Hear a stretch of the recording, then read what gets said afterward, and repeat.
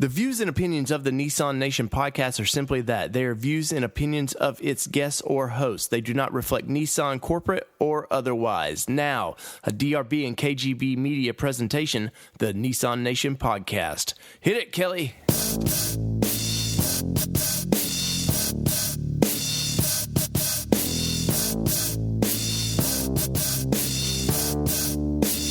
Recorded live, coast to coast, it's a Nissan Nation podcast. From camping, racing, and all points in between. The NNP is your Nissan Nation podcast. Now start your engines and welcome in your hosts, David, Danny, and Holden.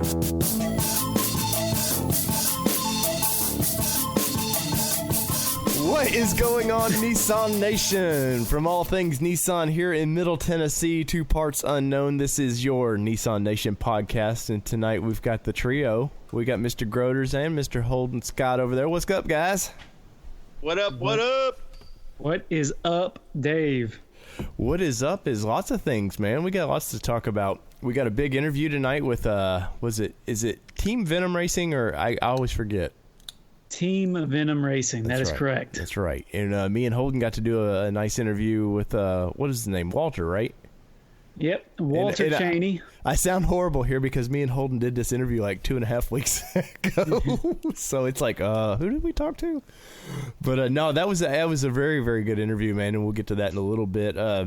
We've got Danny over there. He's wearing his lifestyle off-road shirt. Yes, sir. He's got his Team Xterra Racing shirt on, man. He's pumping everybody out tonight. Danny, what's up in your world, buddy? Not too much, brother. Just living the dream, like usual. Drinking a lot of wine, as we talked about earlier. Yeah, that California dreaming over there, buddy. So Danny, we'll get right to you, man. What's going on with your truck, man? I know every week or every show we talk about it, but you've got a lot of, it's just rapidly, every time I turn around on Instagram, you've got new updates. Yeah, lots of little updates, I guess I should say.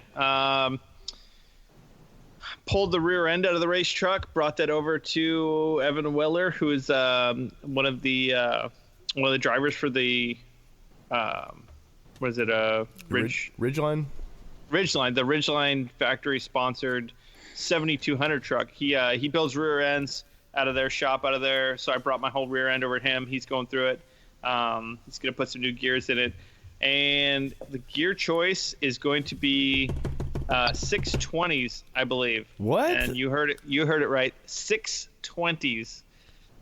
Well, that's different than the last time we talked. I think you texted me something. That's not the number you texted me.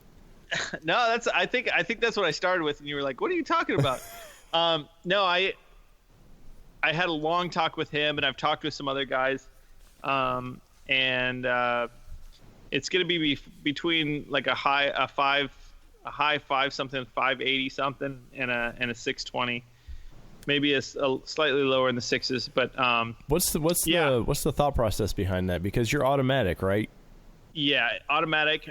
Gear ratios on the Xterras, first gear is something like 4.37 to in the gears for the transmission. Here, let me pull it up so that I can give you guys some cool Nissan info. Captain Legit over here is pulling it up. Here it is. Okay, so first gear ratio is 4.37. Second gear is 2.52. Third gear is 1.74. Fourth gear is 1.28. And fifth gear is 1 to 1, basically. That's when there's basically no gear. It's like a solid, as fast as your engine's, it's kind of turning your end. I guess is like the layman's word to say it. You're not reducing gears to keep torque. So that's in fifth gear. But fourth gear is 1.28. So there's not a huge gearing reduction going on in fourth gear. And the same in third gear. It's 1.74. So it's almost, it's much closer. So third and fourth gear is probably where my truck's going to be at racing. So to keep the trans gear, to keep the trans from overheating, you don't want it to work very hard. It's kind of like basically you're putting the truck in, not like 4 low per se, but it's going to be closer to 4 low gearing in third and fourth gear. But what does that do, like, top speed wise? Because I mean, I know you guys aren't just about top speed. There's probably a torque band that you want to stay in, but yeah, we're looking to stay in the we're looking to stay in the power curve of the horsepower band, horsepower curve, basically the torque curve.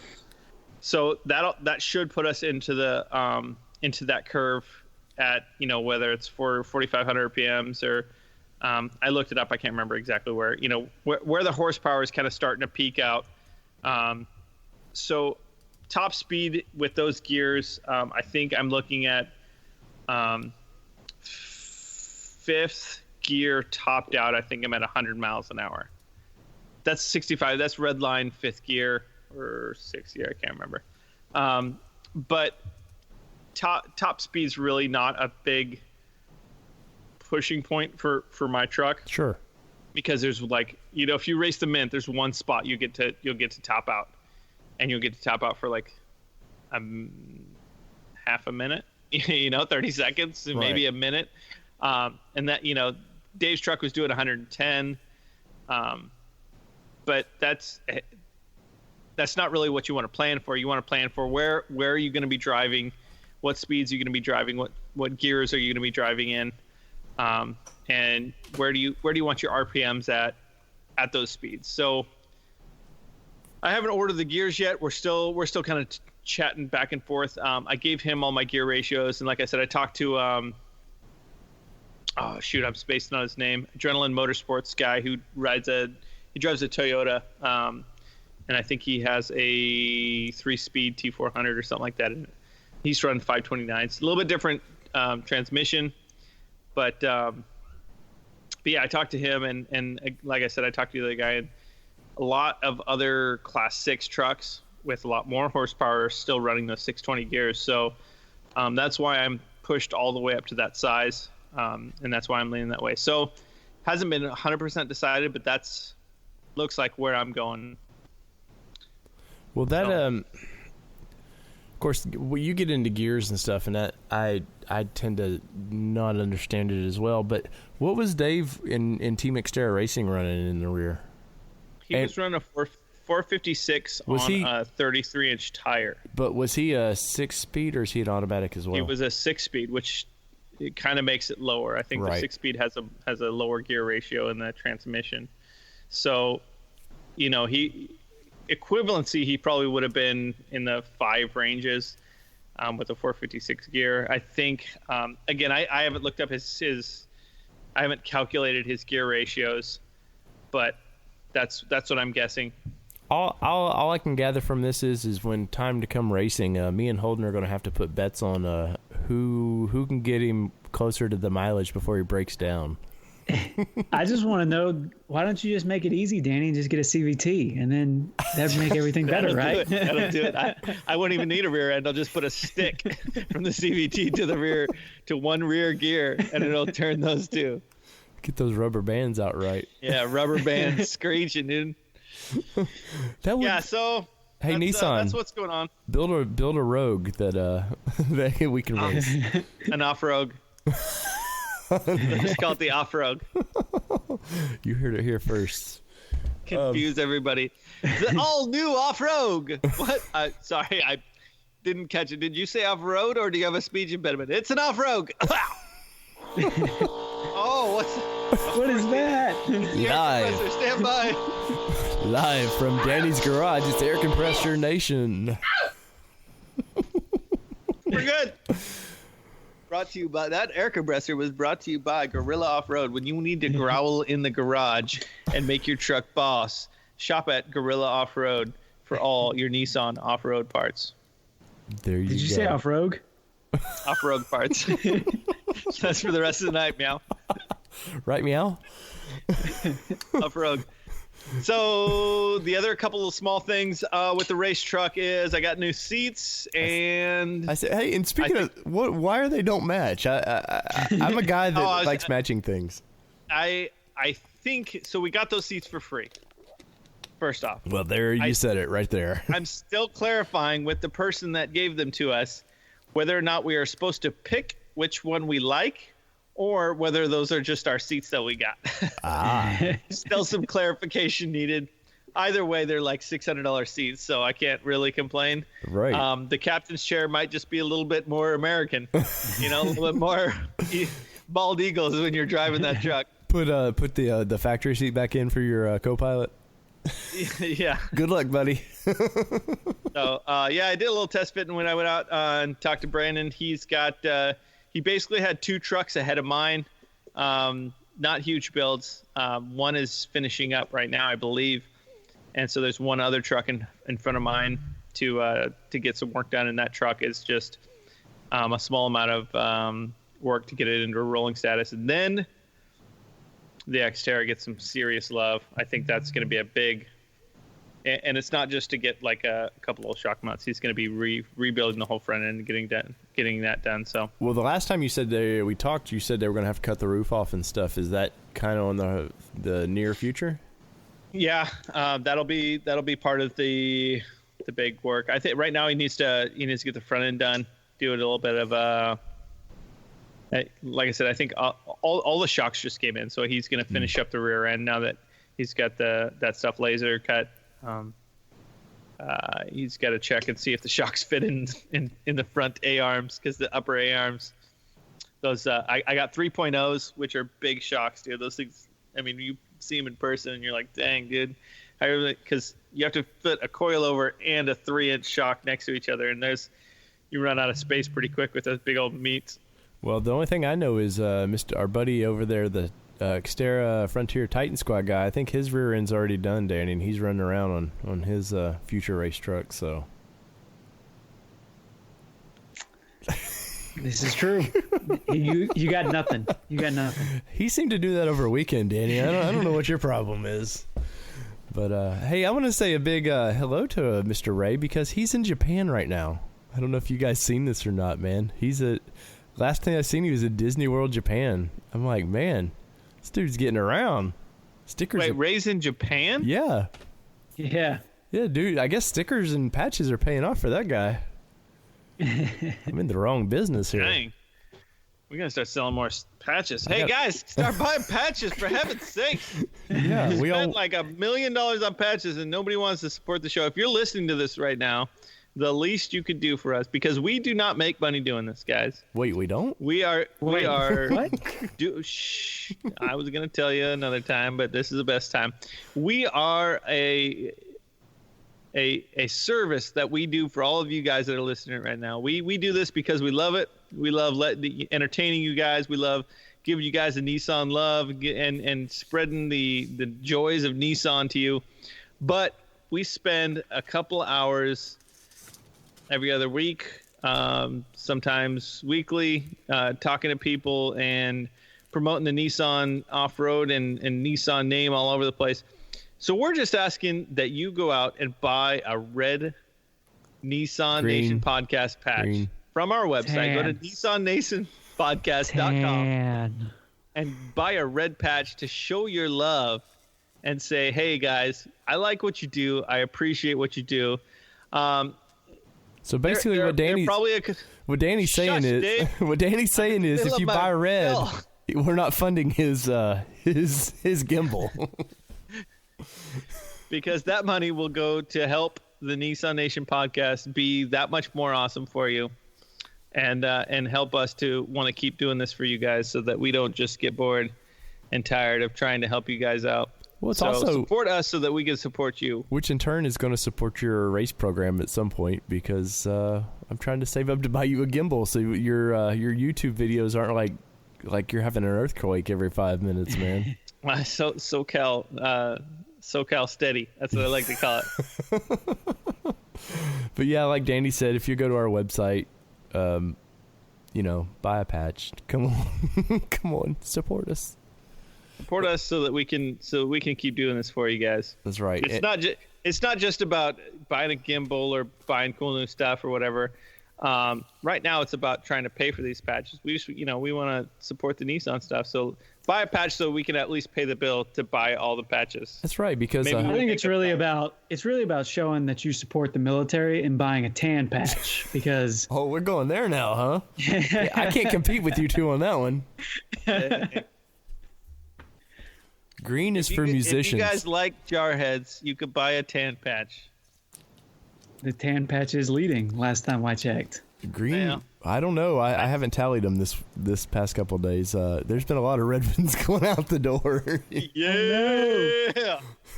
There's not been Red brother, keep it strong, my red brother. You got to keep it strong. my green ones have not been the hit I was hoping they would be so far. But like I had posted a picture on our Facebook page of like my green hat, the green patch next to it, going, "Come on, guys, let's kick it in a little bit." But yeah, patches, buy them, whatever, blah blah blah. Holden, what is up in your world, buddy? You running a little late tonight because you're wheeling and dealing, right? Selling cars. Yeah, wheeling and dealing. Had to sell a Leaf, so I'm filling in for the used car desk a couple hours a day. So tonight I had to close. Really, all that's really going on is lots of chatter in the dealer world after last month. Not to get into numbers, but I'm sure everyone knows Nissan managed to single-handedly drag down the entire new car market. So there's a lot of angry Indians right now running around. So a lot of the meetings have been very interesting. Wait, what kind of like American Indians or? Well, I just say wild Indians just running amok. That's what our meeting felt like for our regional meeting. Was just one person kind of stirred the pot, and from there, everyone else kind of took off running with it. Well, so it wasn't a good day to be a Nissan person. You would in that hit meeting. me up. Let's just say that. You'd hit me up and was like, dude, these people were like angry, like I've never seen. I was like, I didn't even realize, like, what, it's a 28% drop from this time last year, man. Yeah, I mean, Nissan made some big changes up top to the national. So I think those guys, with it being their new physical year, so I think those guys kind of put a pause on everything. Right. And so there was no real incentive money until the last weekend of the month, which doesn't really help when you get your incentives finally on a Friday and you close out your month on Monday. Not really enough time to spread any word. So yeah. Well, it's gotten better, but I'm just looking at the numbers now. They went from April of 17. I'm assuming these are total numbers so far of 121,998 to this time it's 87,764. Man, that's people get fired kind of a number. Well, guys, I saw that the numbers were really down, and so I went onto the Nissan news. I wanted to pull up what's going on with Nissan. What's the big thing? And I knew that they were going to have to make a huge marketing push to start bringing these numbers up, and they have. They've made a big news blast that just came out as of today. I was reading this today. New breast milk shipping program helps Nissan moms. Now, Nissan is the first automaker to work with the milk stork to offer breast milk shipping benefits for employees working and traveling in the U.S. Nissan employees who nurse their children and travel for work can expense milk shipping costs at the company expends its benefits for parents. Other perks for working parents at Nissan include comfortable mother's rooms for pumping, welcome back kits for new parents, and flexible work schedules. This is a big one, guys. Breast milk is one of the big selling things. So they've went from dog platforms to now they're worried about breast milk. Well, okay. Well, I mean, for the children, Dan. We're doing this for the children. Supporting working mothers is the right thing to do. Unfortunately, the milk spoiled in the kicks when they were doing donuts, and it's become a PR nightmare. It's now a milkshake. They set the bottle on the batteries in the Volt, and now it's the curdled milk cottage cheese program. Speaking of kicks, we did get our first kicks in for service this week. A kicks. Was it priced at $17,990? Oh no, this was one a guy bought it in Mexico and was up in the country and came to get it serviced. Most confusing ordeal of writing up a car I've ever had in my life. Really? What was so bad about it? Where's the VIN number on a car in Mexico? Do they not? It's not like They have to leave that at the wall. I don't know. We still don't know where it is. What? I mean, they don't do it on the doors? And I was like, hey, we'll just look at the sticker on the bumper on the inside when you pop the hood. When they, usually you'll get a VIN number on a body panel here or there to kind of match it up. No door panel, no windshield, no nothing. I looked in the glove box where they used to put them, everywhere. Finally, the guy was able to pull up his registration online. But yeah, we spent a good 10 to 15 minutes trying to find the VIN number so we could get this car written for service. Oh, wow. I mean, it's just the engine-wise for service. It's just the little 1.8, so that's probably standard. But it's just getting it into the system, huh? Yeah, just getting into the system so you can, generate an RO. I mean, it's not the end of the world, but it was just one of those things where you started looking for, and you're like, "Damn it, I'm gonna find this stupid VIN number if it kills me." But other than that, other big news we got going on is you should not pour DEF fluid in your gas tank if you are a diesel Titan XD owner. That is an expensive repair. You're not supposed to just dump it straight in? Yeah, it does not mix. Go figure. I hear you're not supposed to put gasoline in a diesel, too. You are not supposed to do that either. And you should not put gasoline in a diesel, and then the next week, after you had that repair done, put DEF fluid in your diesel tank. Oh, so it was the same person that we all know. You gotta be kidding me. Oh. Winds up, that is an expensive repair. Customer came back saying that his car was still driving funny after we did the fix. Slightly rough. So we pulled the gas cap off and set it on the table to start looking at things. And when we came back, we noticed that there was white crystallization. So if you're out there, if you're a Titan XD owner, we'll be doing a Titan XD interview later tonight. But first lesson of Cummins diesel XD ownership: do not pour DEF fluid in the gas tank.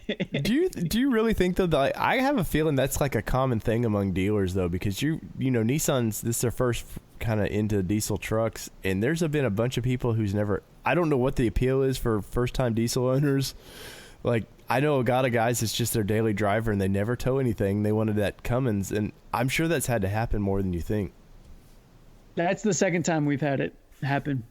So yeah, I mean, I know Chevy and some other brands, they put the DEF up under the hood to fill it. Mm-hmm. I'm guessing because of issues like that, but yeah. So yeah, that was an interesting thing going on this week.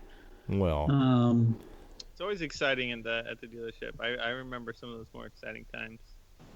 Yeah. Other than that, last week we got to meet, like I said before, we had met with Tokyo executives about Nissan trucks, North America. Their American counterparts came to our dealership last week with a follow-up meeting. Really a lot of the same stuff. Nissan's committed to the truck market. They really want to see it grow. The biggest thing I took away from the meeting, obviously I asked about Frontier, didn't get any answers, because the guys who do Titan and Armada don't have anything to do with the Frontier. But I did ask about off-road capable SUV, and I was told, well, the Armada that's why we're kind of doing the promotion that we're doing right now with the Build the Armada, the Mountain Pass, whatever they call it.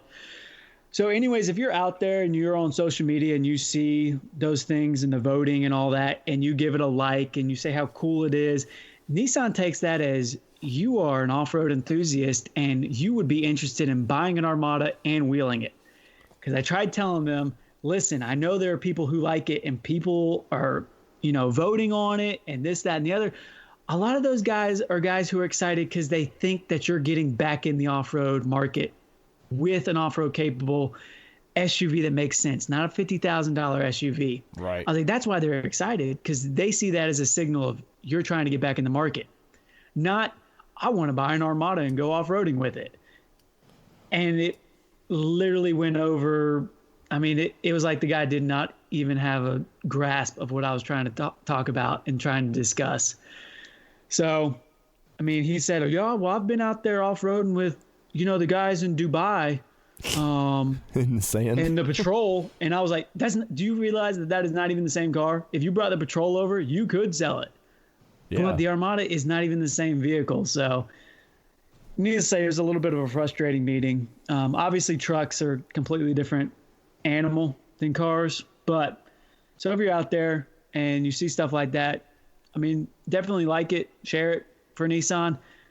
But also be sure to comment on there exactly what you're looking for. Because I told them, I was like, look at y'all's Nissan USA Trucks page. Y'all shared Overland Bound's Xterra.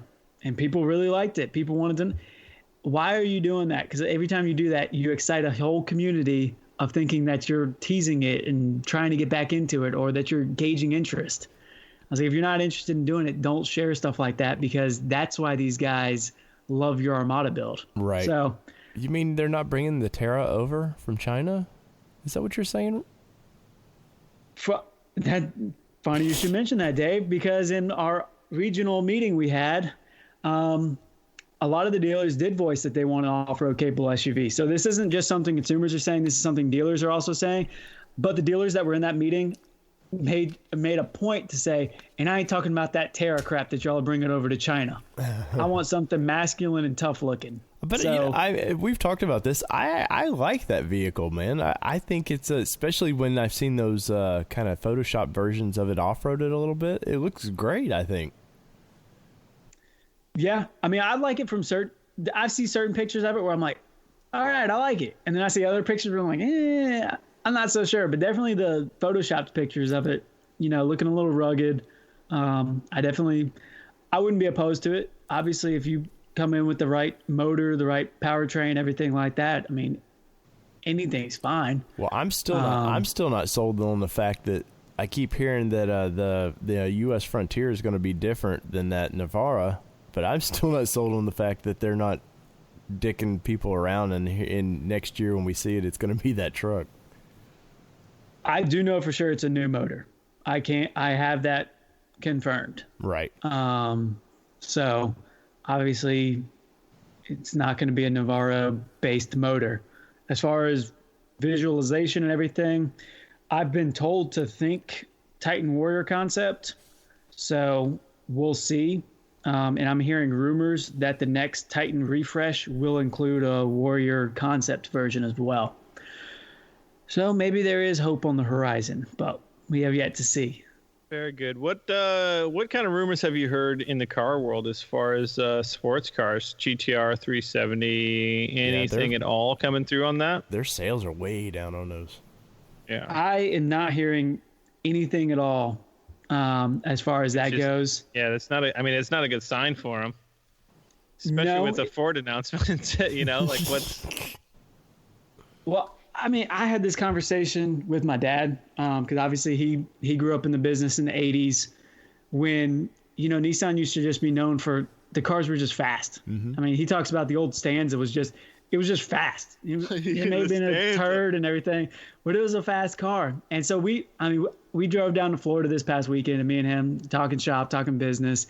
And I was just like, I just think they need to come back out, kind of take one of these retro feels. Maybe come out with like a 240 redesign. Dude, they had it. If you take the 240 body and redo the headlights and some other things and just do like a refresh on it, that car still looks cool in today's market. Dude, they had it. The IDX was nailed it. Exactly. Man.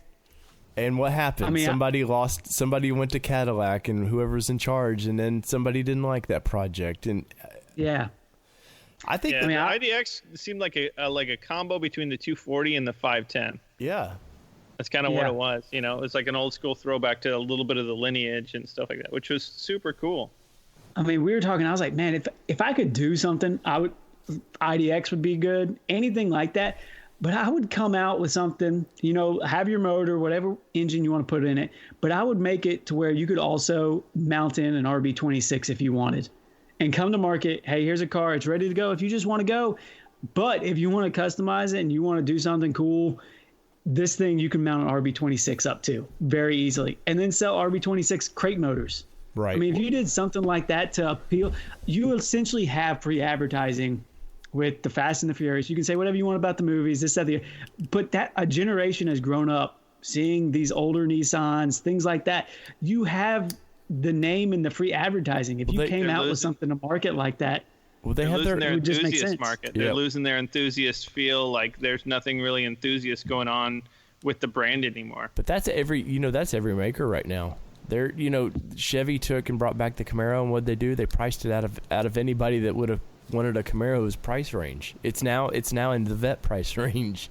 Ford's done that with the Mustang. I mean, unless if you want a V8 still, Mustang. Dave, you can buy the ZL1 package Corvette, the ZL1 package Camaro, and they're still out there. Whether or not they're selling 1 million, that's not really the point. The point is those things are all over YouTube channels. They're all over everything. And so they're drawing marketing to the name, the Chevy brand. Oh, I get it, man, because that's the only reason Dodge does the Hellcat and all that stuff. Exactly. It's an enthusiast car. It doesn't need, the Hellcat's like an $800,000 or $90,000 car if you price it out with a couple extra options, Right. But still. Well, why? How is Dodge can't sell anything except a Challenger and a Charger? That car is like 11 years old now or something. They're pretty old, and it's still Chrysler or a Daimler tech in that thing. It's still Mercedes underpinning in that car, and yet they can sell that but nothing else. But Nissan can't make a new Z. Yeah, I think that a lot of the brand, I mean, you can look at cars, you can look at trucks. You got to have one or two models that you don't sell a ton of, but it's something that puts Nissan on someone's shopping list. When we were talking to the truck guys, I told them flat out, I was like, y'all need, if I all of a sudden became in charge of Nissan trucks, you know what I would do? My first thing, I would build the Titan Warrior concept, and I would make it a limited production truck and only build a certain number every year. And the reason why I do that, it's just like Ford with the Raptor. Not everyone that comes in is buying a Ford Raptor, but by having the Ford Raptor, it inspires people's imagination. If you can capture their imagination and get them to put your brand on their shopping list, that's how you can conquest some of these customers. That's what Nissan needs to do. If you build the Titan Warrior concept, people will come to the stores, to the brand, to the websites, everything else to check out that truck. But see, I think they're stuck in that old mentality. Their old mentality was you build a concept, it gets some publicity, people look at it, and then they just go buy your boring average thing. And I think Nissan's still stuck in that world. Yeah, that's not. It doesn't seem to be the world that we. That's. I think you hit the nail on the head there, David. That's how things went so much back in the day. You'd see some wild concept at all these big auto shows, and then they'd come out with some cars, that looked nothing like what it was, and then you'd be like, well, that was a cool concept, it was in a couple magazines or something like that, and then you went and you bought a car. Our world moves so fast now, like with social media, everybody knows everything about everybody right now, but in the car manufacturers, they haven't cracked that code of keeping up with it. I think it just really comes down to you have to build something and have something in your lineup that inspires imagination and inspires people. And then you got to build something. You got to have that specific product that you're advertising. And then you got to have something close to it that other people can afford. One of the most basic ideas of that is Jeep. Jeep, I can go out and look at Jeep, that Jeep commercial they did in the Super Bowl. Even Land Rover with what they're doing where they do that stair climbing thing. It inspires someone, and someone who's looking at a Land Rover. That's really cool. I could take my car up the Great Wall of China, the steps, whatever they do. I don't know if y'all have seen that commercial, but they drive it up this crazy step. It inspires someone like, I could do that. People who buy Range Rovers, are they ever going to do that? No. Nope.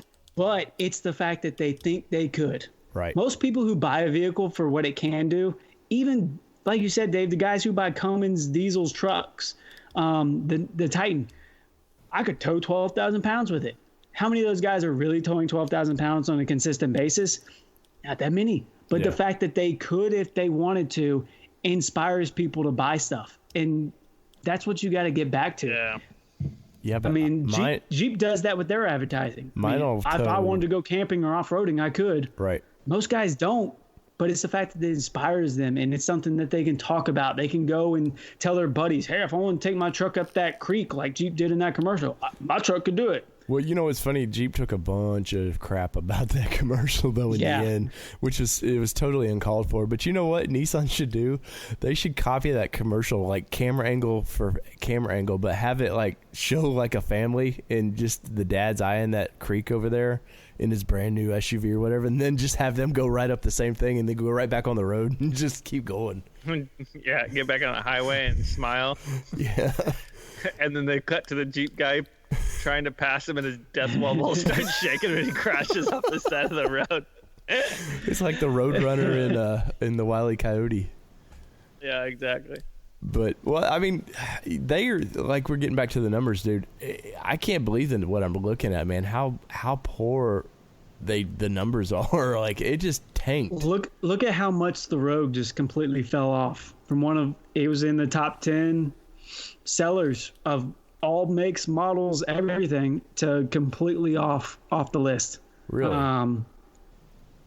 Well, and speaking of completely off the list, we kind of hinted to it earlier. Ford in their cars, they've just decided, hey, let's just take these off the list, and we're going to sell trucks and maybe an SUV. Well, I think the most surprising thing that they said with that announcement is they still think there's a gray area for more crossover and SUVs. And I'm to the point, how many more crossovers and SUVs can there, like, how much more of that segment? I mean, what is left? What is left that we don't already have covered somewhere? Yeah, their Edge, their Escape, their Explorer. They bring out the Bronco. I mean, what's going to go in between where? You know, it's like trying to stick an extra toe on your left foot. You're like, where do you got to put it? You know what I'm saying? Like, is it supposed to go on the right side of the big toe? Give you extra inward support? You know, like, we don't need another toe, guys. We're good.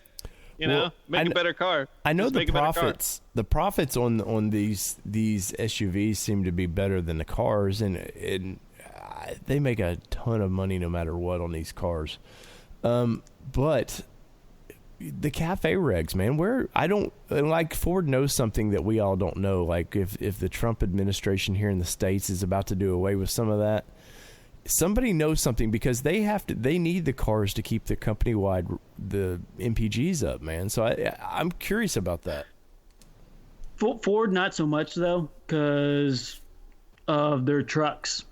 Some of their trucks with the higher fuel MPGs, they're actually going to be pretty all right. 20 MPG trucks, dude. Yeah, but the company-wide, I think in 5 or something years is supposed to be 40 miles a gallon company-wide. It's a ridiculous jump.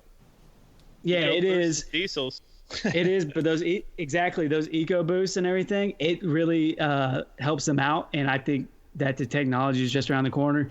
Because from what I'm reading, even though there is talks about EPA changing this regulation, that regulation, a lot of car manufacturers aren't going to be changing their 10-year plans, right? Just because you don't know what's going to happen next president. In reality, reestablish them. So California controls that more than anything in reality, anyways.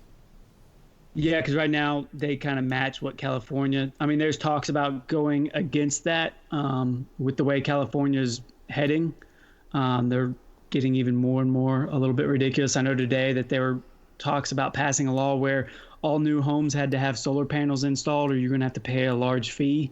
But yeah, right now California is pretty much, they kind of match the federal regulations to California. Yeah, and I would like to also affirm that I hate California's government system and their overreaching, ridiculous political views. I'd like to make that very clear to everyone. Views and opinions. I'm no longer going to talk politics on this show. I think one of the most interesting things, though, about Ford getting away from cars is there's actually articles floating around right now in the car industry that people are saying that the SUV crossover fad is going to end they're predicting in the next 5 to 10 years, you'll see a huge reduction as far as, I mean, your Rogues, obviously just speaking of Nissan's line, Rogue Sports, that kind of market, because so many people, you saw it with minivans when those kids who grew up minivan, when they grew up, they did not want anything to do with a minivan. They wanted the crossover. Well, now they're saying that so many people have grown up, their mom and dad drove a crossover, that they're actually, a lot of these newer millennial buyers that are coming to the market actually prefer sedans. And that's one of the reasons why Nissan refreshed the Altima with those different models, engines, and all-wheel drive systems. Well, I know Nissan they were hoping that with the truck market, the full-size truck market, they were really playing to kind of the hipster crowd with some of their early commercials with it. It was hoping that mom and dad didn't drive this, so I need a tough truck to go with my big beard. Yeah. So, I mean, it's always a gamble. I mean, Nissan, you can really make an argument Nissan was ahead of the curve with the Rogue. I mean, that really caught a lot of other car manufacturers by surprise with the success of the Rogue, that perfect size crossover. So, I mean, we'll see if this gamble's right. I mean, I'm hoping it is. Right. But it'll be interesting to see what comes down the road of it. Well, so have you heard, is Juke officially dead? Because Nissan's poor about killing off vehicles. They just kind of let you bleed out. I would say Juke, yes, it's officially dead. I know the Kicks is supposed to kind of fill that segment. The Kicks is really geared to the success of the Kia Soul. They're kind of going after that market. The one thing about the Juke, that's where they priced it. That was a big thing they just shot out yesterday or today that the price was. That's why I said that earlier. $17,990 was the entry price, which is, I mean, that's low, dude. That's like early Ultima. That's like baseline Ultima prices. So it's basically the same thing, but in a crossover. Yeah, it is. The only aspect of Juke that is not dead that I wish would just die already is you do have a lot of the elements of the Juke Color Studio that was just so wildly popular is going to be available for the Kicks as well. Well, of course. So look for that coming soon. We've taken the turbo off of that car and made it a little lamer. And oh wait, you can still have some color options. You can still spend $1,600 and get yellow wheels, Dave. No, thank you, man. I don't need. What about green? Can I interest you in some green wheels? Oh, go with that sold. Green patch. Sold. I tell you what, I'm gonna pay $1,600 just so he has red wheels. Well, one of the most interesting aspects of that Kicks that I am just at least interested to see in person is that Bose in headrest speaker system that they're having. Right. I don't know if y'all have seen that. I haven't seen it. But it's like a Bose type system that's actually built into the headrest. That's one of the newer things that no other car that Nissan has. So that would be interesting to see. It's like a video game chair. Yeah, it is. It's very similar. I haven't driven one. My one complaint just from sitting in one at the auto show and seeing one in person is there is no center console armrest. So I agree. I remember that too.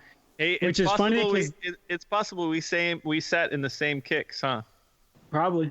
And it's funny that they did that because the Juke originally did not have that, and they brought that out as an option later. Oh, really? Was that center? Mm-hmm. So I'm like, I y'all are hate making the same mistake again. Console. Oh, it's the worst when you go to put your arm down. You're like, where'd it go? What happened? And it's one of those things. Like, I mean, how much? I mean, a cheap center, or at least give me an armrest on the one side. On the seat, I mean, yeah, just give me a seat armrest. Come on. I mean, we're talking $500, possibly. I feel like for $500, that's something that might make or break a car. Like, to me, I would never own a car that didn't have a center. Like, but you realize that car wouldn't do it. That car was not designed for our market whatsoever, too. I mean, that was for the Brazilian market, and they don't have right arms. I guess not. They've got big booties off at the border. Big booties, but no arms. I think that's one of the biggest problems. I don't know how many Nissan executives listen to this, so I'll just say it. One of the biggest problems I feel like with the Nissan North American market is we don't have Americans running the Nissan North American market. I mean, you've had Europeans, you've had Brazilians, and they bring over what was successful in Europe and what was successful in Brazil. Look what's successful in Europe. the Cash Guy, which is the Rogue Sport. You know, it's not successful in America whatsoever. The Rogue Sport. But my rental fleet is full of Rogue Sports because I cannot sell them, so I will put them in my rental fleet. Rogue Sports problem though is the name. I think if they would have called it something, just give it its own personality. I don't think so. I think it's just a little bit smaller Rogue. When I was selling new cars, I showed 3 Rogue Sports and did not sell any of them. And you know why? Someone wanted a fully loaded, nicer Rogue Sport, but they liked the size of it being a little bit smaller.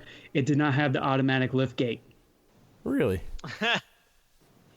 And the Rogue did, and they just wanted that feature because they were a little bit older. A lot of your older customers think that's the perfect size car, but with it not having the automatic lift gate, that's something they wanted in a fully loaded vehicle. So just something that simple. Was it complete? I will just pay $2,000, $3,000 extra for the Rogue. Well, it was fun. Speaking of older buyers, man, my dad still won't shut up about that damn Rogue that you were talking to him about. God, we were texting the other day, and my dad, I was texting with you, and my dad was like, now you tell Holden, we'll come up there for the right price. And I'm like, Dad, just shut up. You're not. He needs to come down. There's 0% APR right now. No, they're retired, Holden. I know how old people love 0%. That's a dead. You get a normal person and 0%, they're buying. Is that a dad thing? I don't know what it is, but it's just one of those things. Well, I bet right now, since they've tanked the market this past month, you're going to see a lot more of that. Yeah. I mean, there's good incentives on them. They came back out with some good incentives. And the nice thing that I like that Nissan's doing, and we'll see how well it does, is they have actually set their incentives and they're keeping them through July 2nd. So it's actually, instead of resetting every month like they have been, you actually know what it's going to be for the next 2 months, so you can plan your business out. Well, but yeah, I tell you that, come on down. I'll trade you a red Frontier for a Titan XT Cummins. How many miles are on it? They got a stare off right now, ladies and gentlemen. I got a yellow one that's lifted 6 inches. I got out of service. I got 70,000 miles on my truck. I got one 30,000 miles on. It's got a 6-inch lift, yellow in color, and it just came out of service. And it does not have the 100,000 mile warranty. Actually, they added that to the 16s. I heard that they went back. Oh, did they really? Mm-hmm. You can call and complain, and they'll pretty much give it to you. Yeah. Yeah.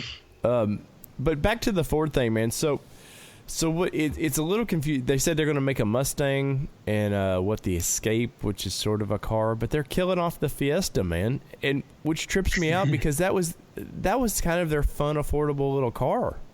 That was a car that kind of kept them in line with Subaru. And do you think that with that they're just giving up on? I mean, I know some of this will still be made in the European market. But even like the European markets, I know Nissan's talking about they're killing off diesel, which is strange because it's got, thanks to Volkswagen, diesel has such a garbage name right now. I think they're killing that off because I think they're banking on their new motor, their new variable combustion motor. I think they're banking on that. It's going to be more efficient than diesel, and kind of step into that realm so that they can just push that across their line.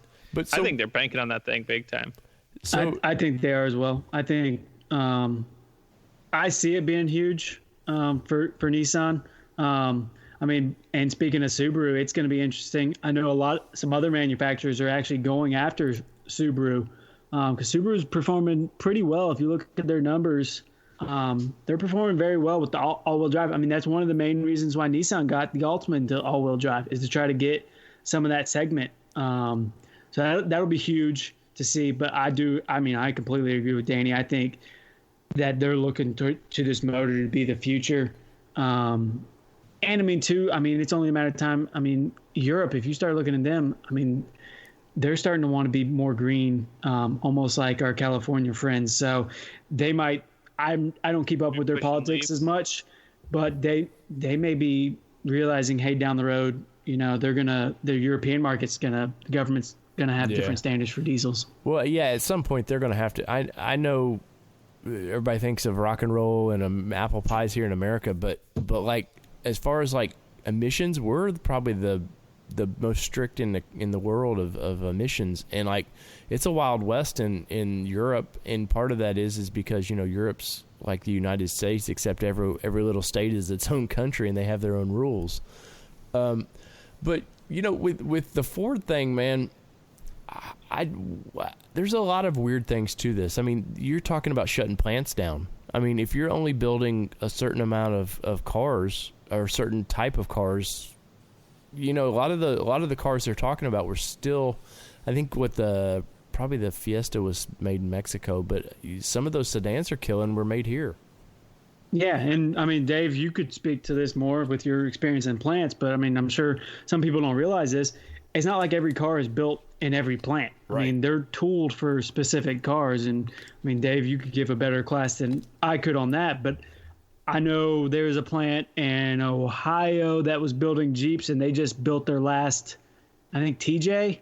And they're getting retooled for the truck coming out. So like you're saying, I mean, you're going to be looking at plants either going to have to be retooled for a new model of car or closed down completely. Well, I know Toledo for Jeep, they were actually building both the JK and the new JL. But yeah, I think next month is the last JK supposed to roll off the line, which I heard that and I was like, how did they not? You've got a hot new vehicle. Why are you still selling the old or building the old vehicle? That boggled my mind. But yeah, with Ford, man, their focus is they're winning so much on the F-150 and it's a high profit vehicle for them. Ford usually doesn't make, like, when Ford makes a move, it's like the move for the industry. So this has to shake up everybody else a little bit. I mean, does something like this kill off what's the little hatchback Nissan sells? The Versa. The Versa. Does it kill things off like that? It doesn't. From what I'm reading, a lot of car manufacturers, they are not following this lead at all. There's a huge article in Automotive News this month that I was just reading today, talking about this same thing. Does this signal and from what everyone else is saying, no other car manufacturers are following suit whatsoever. I'm probably excited. Yeah, if anything, one less team in the game, Well, GM and Dodge are. And it's so interesting because you think about it too. I mean, Ford is not big in the EV market whatsoever. So it just kind of makes you wonder, what is the future of Ford? Are they banking on just being a truck and just say, hey, we're just going to bang out trucks and that's all we're going to do and we don't care about anything else? I don't know, because it shocks me that they have not got involved in the EV game whatsoever, and they show no signs of ever getting involved in it. Yeah, they've not messed with the hybrids at all, have they? Really? They've got their, not Focus, but well, I know they had some plug-ins a little bit. Focus. The Taurus. No, not the Taurus. It's between the Focus and the Taurus, whatever that one was. Clearly, this is Fusion. The Fusion hybrid. They had the Fusion hybrid. They have the Escape hybrid. They've had that for a long time now. And for a while, the Escape hybrid was like a 47 mpg car supposedly.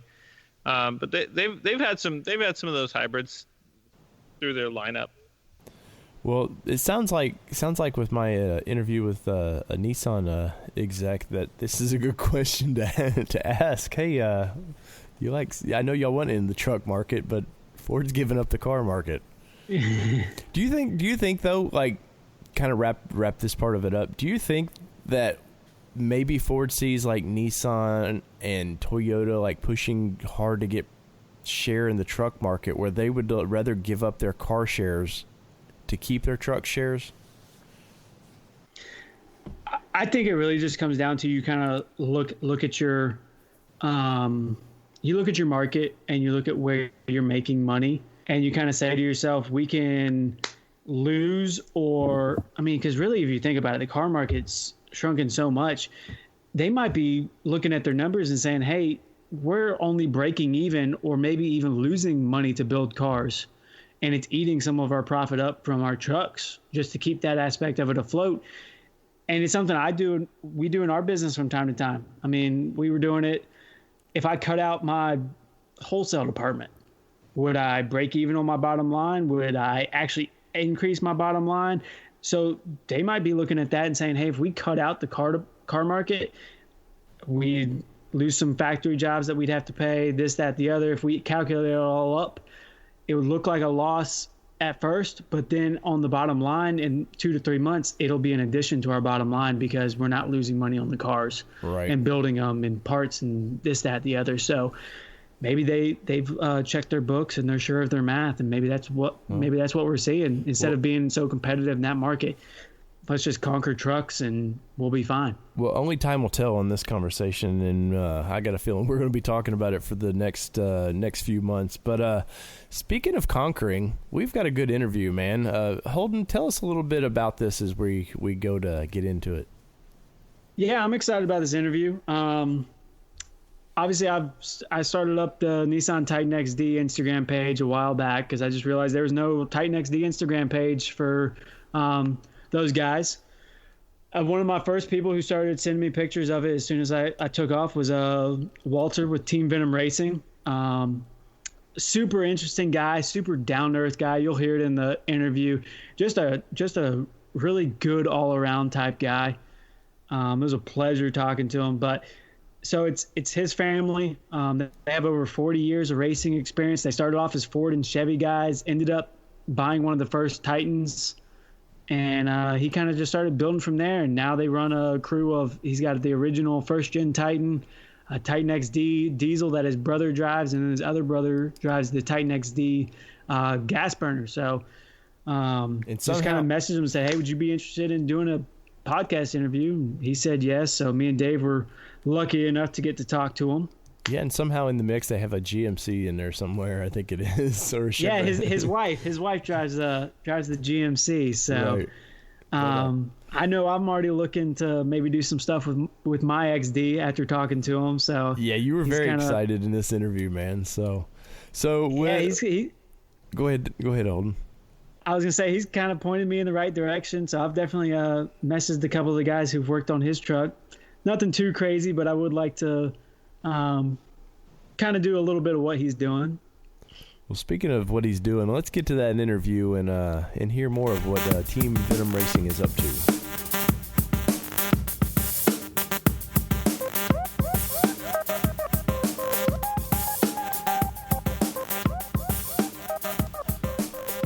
All right, tonight we have a very special guest. We have Walter Scott. And Walter, you are with what? Team Venom Racing, is that correct? Yep, Team Venom Racing. Yeah, man. So I know you caught Holden's eye real quick, and Danny, I wish he could be here. He's talked about you some in the past, and for some reason, me and your paths have never crossed in the Nissan world, and we're super happy to have you on, man. We give the audience a little bit of what is your race team. Okay, so basically what we have is we have a family race team that we started years ago, and it started out not so much as a team, but like a family tradition. The brothers would get their trucks together. They'd go to the local fairgrounds. We'd attend the local truck polls. We go down towards the bigger cities here in New York, and we do dirt drags and mud bogs, kind of the traditional old school stuff you'd see in the country. And as I grew up watching my brothers do that from a young kid, I really was interested in like, this is fun. So when I bought my first full-size truck and started pulling and racing with them, I said, this is just it. I mean, I'm in a small country town. There's not a lot to do here. So I clung to it, and being a mechanic, it kind of fit the bill. So I can work on my own truck. I can fix the thing for free. I just got to buy parts. All right. So I never let it go. You know, I was the same kid. You know, I rode four-wheelers. You know, we went out and we bass fished. We hunt and do all these things. But as far as a side hobby, up here where I am, it's real country. So the racing was a way to kind of push the limits, get out, go on vacations without sitting on a beach all day, because that's not who I am, and actually kind of create a legacy for my family, so to speak. So that's what we did. And when we started getting serious about it, say maybe 10 years ago, I decided to push the limits and learn how to network, learn how to build like a sponsorship request form, so to speak, and ask for help. Mm-hmm. Because if I wanted to continue to do what I was doing, I wasn't going to do it on a small town mechanic salary. Right. Well, so that's basically what we created. So, but you were unique in that you were racing a Nissan Titan, right? You're doing drag racing and a little bit of everything. Tell us about that. Okay, so who races the Titan? Like, this is not a smart choice. I'm going to be the first person to tell you it's not a smart choice. If you want to race a truck, you want to go buy a Chevy with an LS engine, because it's like LS swapped the world. You can do anything you want to those things for a quarter of the price. It's crazy to me. And the reason why I say this is because I'm building one right now for my wife. So I'm like, okay, I'm just going to open this book today and order that tomorrow. And it's like, where was this 10 years ago when the Nissans come out and we had to build everything by hand? Right. So, yeah. So the Titan, it came out in 04. My brother purchased one in 04 when they first come out. And it was kind of funny. Like, we were laughing at him, like, why did you buy a Titan? We were Ford guys. I had a Chevy. I was a Ford and Chevy guy. And it's like, wait till you drive it, that sort of thing. And I can tell you, when you drove it for the first time, it was a game changer. You didn't have to like import trucks. You didn't have to you just closed your eyes and floored the truck. And you were like, there's potential here. It was overwhelming how good they ran. And for me, that was the flipping point for starting a Nissan race team based on that whole concept of stick with one corporation kind of thing. And I can tell you right now, the dealerships were the making and the breaking of this for me. I had approached Ford, said, hey, I want to buy a new Ford truck. What will you do for me? We want to go race this thing. And they looked at me and said, you race that truck, don't come back here for anything. Because you're no longer warranted on anything. So I'm like, okay, fair enough. So you can't be mad at him, right? Like, he's being honest with me. It's the truth. They don't want to be involved in it. Well, Nissan was different. Nissan was more of, well, we don't want you really racing the truck, but, what are you going to do with it? And I was like, well, we're going to show it. We'll start by showing it.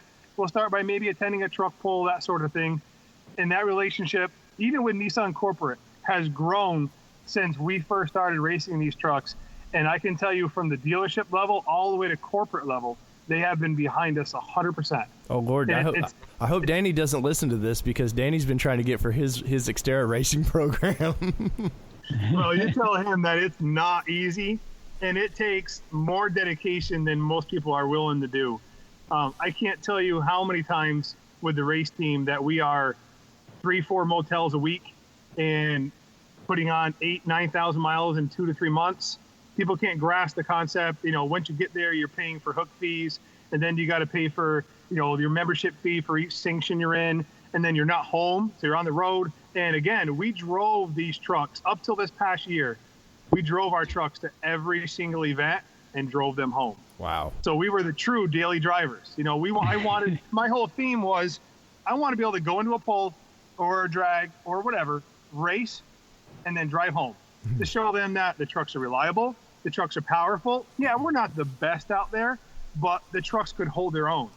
And it took us 10 years to do it, but we proved it. Well, what kind of there had to be some flack early on when you're bringing a Titan into that, and it's the big three world. There was a lot of flack. I can tell you right now, just last year, we pulled into a truck pull that I'd never been to before. I'm not going to mention the town or state it was in, but we were the out-of-towners, which I totally get. And we pulled in there, and the lady at the booth took our money, and she's like, so you guys are pulling? And I'm like, yeah, we're pulling today. And she's like, well, you're pulling this truck? And I'm like, yeah, I'm pulling this truck. She's like, okay, good luck. And it was like the most sarcastic good luck I'd ever seen. And when we left there that afternoon, God's honest truth, we took 4 first place trophies.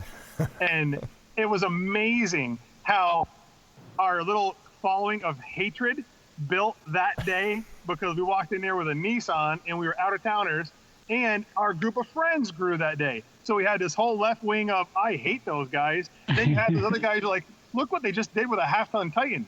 It was insane. So yeah, we take a lot of flack for driving in parentheses, an import truck, and B, we're out of town almost everywhere we go.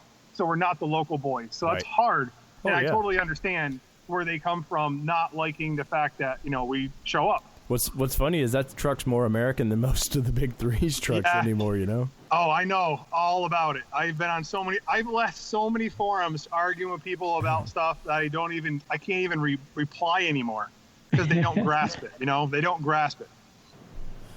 Well, go ahead, Holden. I don't mean to hog all this. Oh, no. I mean, one of the things that I think's super unique about it is, he talked about it being a family affair. And with them, what'd you say, Walt? You've been 40 years of racing and pools and all this and running in the family? Yeah, it's almost 40 years between my brothers when they started when they were younger up to now where we're at this point. And the thing that, this is kind of the thing. So picture this, again, we're not a very wealthy family. You look at our trucks and the first thing people think is, look how much money they have in those trucks. They have no clue how poor we are. That is the first thing that I get through people's heads is we are the actually below average income family. And if we can do it, if we can get to this level where we're nationally recognized and successful, anybody can do it.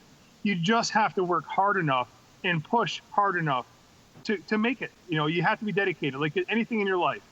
And it's crazy to think in the last 4 years, from dirt floors in our garages, working outside literally with a little tripod set up, pulling engines in the winter, no shelter, sometimes, to where now we actually have an older garage that my father gave us to use, and we have a lift now. Like, we have a lift. This is huge for us. It's just you can really do it. And it's that heritage of seeing my brothers create something, being part of it for me. And now my wife has her own truck we have built. So yes, we've added a Chevrolet to the Nissan team. You can imagine that whole drama that's caused. So, and she races the truck. It's not me driving it. It's her driving it. Yeah. Yeah. The team is really cool. And one thing I think was really cool, Dave, me and Walt were talking before you jumped on, was, Walt, why don't you tell everyone, what do you do for work? Because I know it kind of shocked me when I asked the question and you told me the answer. So what does Walt Cheney of Team Venom Racing, what does he do for his daily job?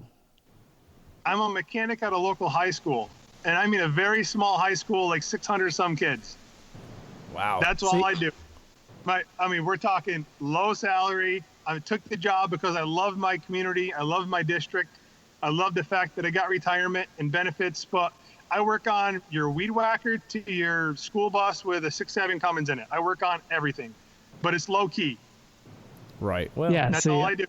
So you said you still drove the Titan. I'm assuming you're parking it now, but did you drive it to work and stuff then?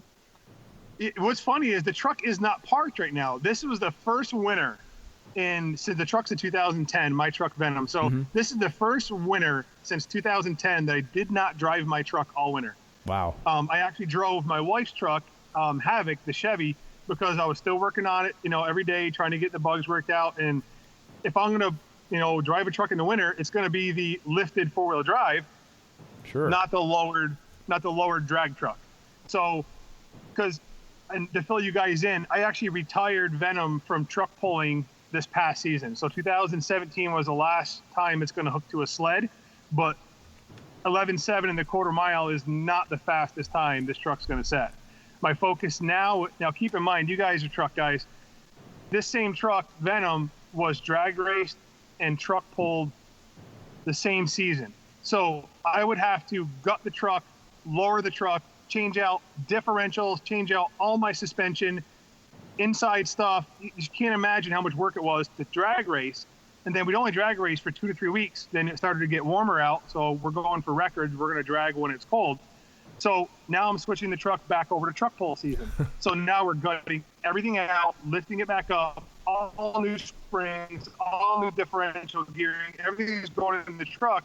And I'm doing that twice a summer, every summer, because I'm racing spring and fall. So that to the point where it was too much. That's crazy to me because you're doing all that, and then you got off-road guys who complain because they have to spray mud out from down the carriage of their truck. Like, you're completely changing. I mean, you're like a transformer of trucks, like completely just changing the truck over. And then some guys complain because I got to spray off the mud out from underneath my truck, and it's a big pain in the butt. And you're up there just doing things like that. That's just crazy to me. And it is. And I tell you what, like I told you, it just comes down to hard work and dedication. I'm not Superman. I am lazy when it comes to some things, just like all of us are. But when it comes to my race team, it's representing A, my family, and B, my sponsors. I give no slack. I am 100% into it. So here's a really quick rundown how crazy our life is. We went to a pull in northern Vermont on a Friday night. We showed up there at, I think it was around 6 p.m. in the afternoon. This truck pull lasted until 11:30 at night. So we had hooked 4 times on clay, hardcore truck pulling. Truck is destroyed with clay and mud. If you guys ever been in clay, it makes mud look like nothing. So we are 2.5 hours north of my house. So we drive home. We get home sometime around 1:45 in the morning. We literally put the truck on the lift, bolted on my other tires and wheels I had for showing. We threw our bags in the back of the truck, drove from here to Carlisle, Pennsylvania, which took us 8 hours. So we never slept, got there Saturday mid-morning, half an hour, 45 minutes late for the show to start. We got in, we got our truck set up. We still hadn't slept, been up all night, all Saturday. We were up all Saturday. We showed the truck, passed out Saturday afternoon, woke up Sunday morning and realized we had won the All Truck Nationals in Carlisle. Wow. With the truck we just pulled 24 hours earlier and never even got to wash it. We wiped it down at the show with basically, we had WD-40, I had Oogle, which is like Windex, and we had rags. That's awesome. That's one weekend of what we go through. And it's not just me, it's my wife, it's my brothers, and my son was there to help us. It's crazy. So yeah, that's definitely, I mean, that's dedication. I mean, I've had to spray a bunch of mud off, and I had Mike there recently in the Atlanta Auto Show, and you know, they just kind of asked, they were looking for some off-road vehicles, and I knew some guys that were running the show, so I was like, hey, I got one, and you know, cleaned it up the best I could, and nothing like that. And I was sitting there cursing the whole time I was cleaning it up. So I can't even imagine doing something like that. But well, let's go over what are all these trucks in Team Venom? Because I mean, we keep talking about Venom, but it's not just one truck that y'all race. That's right. Team Venom was formed around my Titan because it was just me and my Titan. My brothers were at that point weren't racing. They were still part of the family. They had raced a ton in the past, but they were at a point, say 5 years ago, where neither of them had a truck that they had the ability to dedicate to racing anymore. They were focused on family and life, which we all go through those phases. So at that point, I formed a team around my truck name to try to establish some kind of a team format with more than just our community. So you guys would say, hey, this guy's got a race truck, he does this. So now that we had attention from people, I started to do better, started to set some records. Now my brothers were at a point where they're like, okay, we're ready. So my brother Alex, he started out, he ordered the first one in the area, 2016 Diesel XD. Diesel, I just can't tell you guys, if you, I'm not sure if either of you guys own the Diesel or have driven a Diesel, awesome trucks. So that opened up that whole realm for us. For any truck on the market, nobody knows anything about it. So this truck of his, we dubbed Black Widow. It was fitting for the truck. The truck was all black, with kind of his background in the military. Brother Alex he's a wounded warrior. He's a disabled vet. Awesome guy. I cut him no slack. So nice. Don't feel sorry for him, because I don't feel sorry for him. I know what he has gone through, you know, got shot, whatever. I don't care what you did. Thank you for my country. Now get in your truck and drive it. That's how I treat it. So yeah, it's a great story for him. So we took that truck, and of course our theme is the Wounded Warriors. We were trying to give them guys, you know, some awareness. And my theme for my truck is cancer awareness. We lost our mom back in 2014 to cancer, and that was another whole story. I can go another time with you guys, but that's what we did with that truck, was Wounded Warrior Project. The new diesel platform, everyone's excited about it. Either you hate it or you love it, which was awesome. So that set the tone for that truck. With that being said, my other brother, Faycini, who's very competitive, one of the guys that really set the tone with some of the higher performance trucks that we've raced, he's like, well, I'm not buying a diesel. I'm going to go out and get the gas version. So he bought the 16 gas Titan, and now that truck is going through a humongous transformation as we speak. Two of my brothers in Virginia right now working on that truck. I'm not going to give too much away, but let's just say it's going to be kind of like a desert race theme build. So we're going wide, we're going tall, we're going, you know, fiberglass. It's going to be very, very cool, full wrap. It's going to turn a lot of heads when he gets done with that truck. And I'm really excited to see the finished product. So that's the deal with that truck. Not a lot of performance upgrades on the gas XD yet. We're just getting there, getting into it. He's had the truck now for about a year or so, a little bit less than a year, I think. But big things coming. UpRev is going to be tuning that truck for us, and some exhaust upgrades to MagnaFlow. All of our sponsors are there to back us on that stuff. And the fourth truck is the one I'm sitting in right now outside because it's like 30 degrees here in upstate New York. It's still winter here. I still have snow on the ground just to hurt people's feelings. It sucks. But this truck was, we should have called it the farm truck, but my wife is the boss and she's like, I'm not calling it the farm truck. So it started with it actually was a coworker's son's truck who wound up blowing the tranny in it, and it wound up sitting out in the field for a year and got pretty rusty. And she dubbed it Havoc because she goes, when I go out there with this truck, I'm going to create some havoc. So the name was catchy, it stuck. And this platform has been exciting for me because it's a whole new thing for me. I don't know the Chevy chassis. I didn't know anything about the engine or the differentials.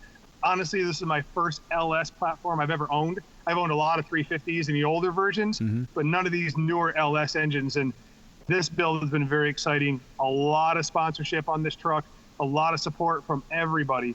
So we're extremely excited to reveal how this truck's going to be for this season. We're very excited for this, as well as the Nissans. So we're kind of spreading out, which is nice. We're being more diverse is the word I'm going to use. Well, so that's what we got for the 4 trucks. You guys definitely have some wild looking trucks. I'm going through your galleries, and if anybody wants to, it's teamvenom.racing. Is it .com? Nope, teamvenom.racing. Oh, .racing. Okay, I'm sorry.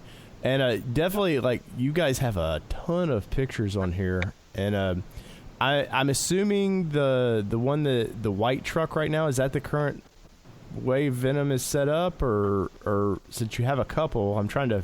So which one are you looking at? I'm looking at your cover page right now, and you've got the one with the fireworks. Is all white. Venom has the wrap on it. Venom, the guy has the trucks on the newspaper ad. Mm-hmm. Yeah. So, and I love that you've got like your times like posted, like nobody can. Hey, look, we're not bullshitting here. This is what it is, guys. Come on now. No, yeah. Speaking of times, Walt. I mean, let's hear world record holder in what categories for Venom? Okay, so again, who drags a Nissan Titan, much less a truck, right? Like this was kind of a poor decision probably, but we like a challenge. And again, I was a truck puller. My truck wasn't designed to go fast. It was heavy. It was tough.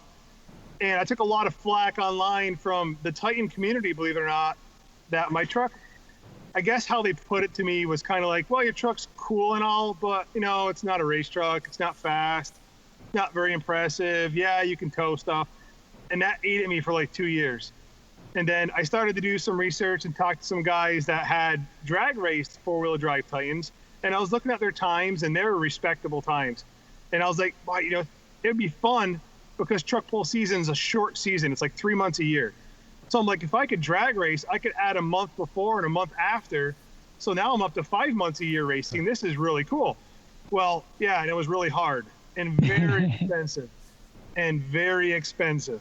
So we decided to make a smart decision. Now, here's the number one thing I take flack for to this day.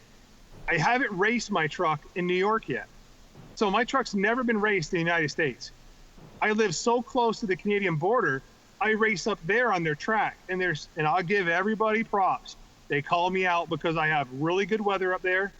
So the temperatures are colder, and there's a good DA. The density altitude is really good. There's a lot of oxygen in the air. So I'm going to make good power.